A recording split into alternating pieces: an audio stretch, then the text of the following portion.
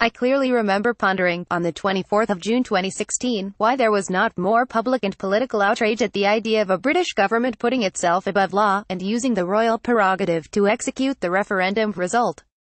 I find myself in exactly the same mindset in terms of the potential undermining of our democracy, government and sovereignty by a hostile foreign power, Russia, in what appears to be a secretive coup. As a transparency campaigner and a passionate believer in our British values, as well as political and democratic systems, I am worried. People were told that walking out of the EU would liberate us from the clutches of unaccountable bureaucrats and would allow us to take back control. Auvergnois, junta of Belgian ticket inspectors, would be sent packing. The British people would reclaim sovereignty and British courts would decide British law for British people.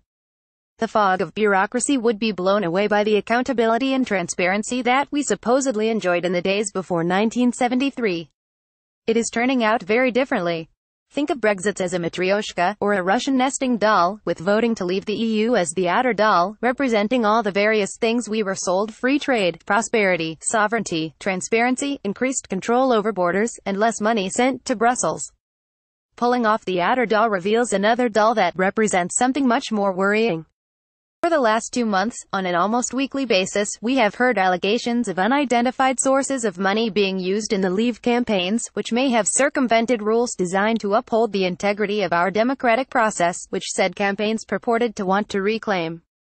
The mysterious Constitutional Research Council (CRC) is reported to have routed £425,000 into pro-Brexit ads in London via the Democratic Unionist Party. Conveniently, Northern Irish political donations are treated as confidential, a legacy from the Troubles. The same CRC gave the Tory MP Steve Baker £6,500 in 2016. At the time Baker was chairman of a Tory hard Brexit caucus, the European research group outrage, which was behind the sinister Boris Johnson and Michael Gove letter exposed by the Mail on Sunday. And what is Baker doing now? He is junior minister in the Department for Exiting the European Union (DEXU). The Electoral Commission is investigating the funding of Leave.eu and its largest donor, Aaron Banks.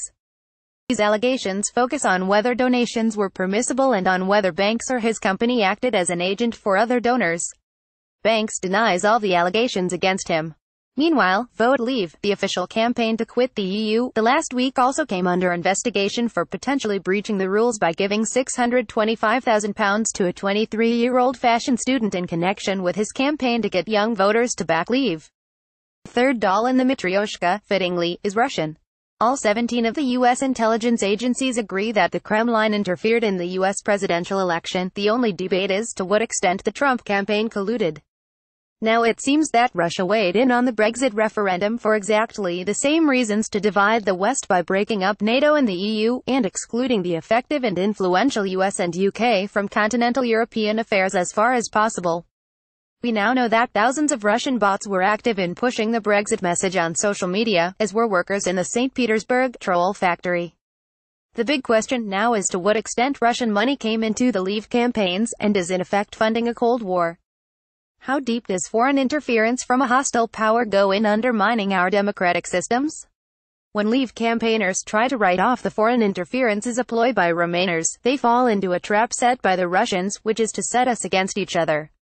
In all of this, we should remember that we are all British citizens, and even if we voted on different sides in June 2016, we all value our democracy and fear foreign corruption of our way of life and country.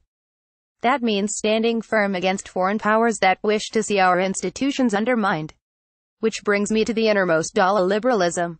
Of the 52% who cast their vote for Leave, how many were voting for Britain to become a deregulated, super-low tax, small state country?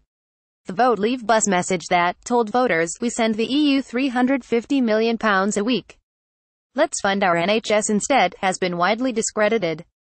But what if the people who have grabbed the Brexit steering wheel were hostile to the very idea of the NHS? Gove and Johnson are pushing for hard deregulation under the cover of hard Brexit. With the ERG and the highly influential Legatum Institute on their side, the duo have demanded that the Prime Minister drop taxes and make a bonfire of the regulations that protect us. As Marie Antoinette said of the poor, let them eat cake, the modern equivalent being, let them eat chlorinated chicken. The extremely successful vacuum cleaner magnate James Dyson has been more open than Johnson and Gove in describing the post-Brexit country he wants, one that sees an end to corporation tax, and a slashing of protection for workers' rights. In the secret, bullying Gove Johnson letter, for Theresa May's eyes only, they talked about circumventing normal cabinet protocols, getting rid of moderate ministers and parachuting in a Brexit implementation task force to overrule Whitehall and our civil service. There is every likelihood that this task force would involve Matthew Elliott, the lead Vote Leave campaigner who now works for the Legatum Institute, as well as other Legatum staff, none of them elected by anyone, or loyal to anything other than their employer. The Legatum Institute is a handsomely funded extreme free market think tank fueled by offshore cash from the Caribbean and Dubai. Behind it stand the Chandler brothers, who made their billions in Russia's most turbulent years, and once owned 4% of Gazprom.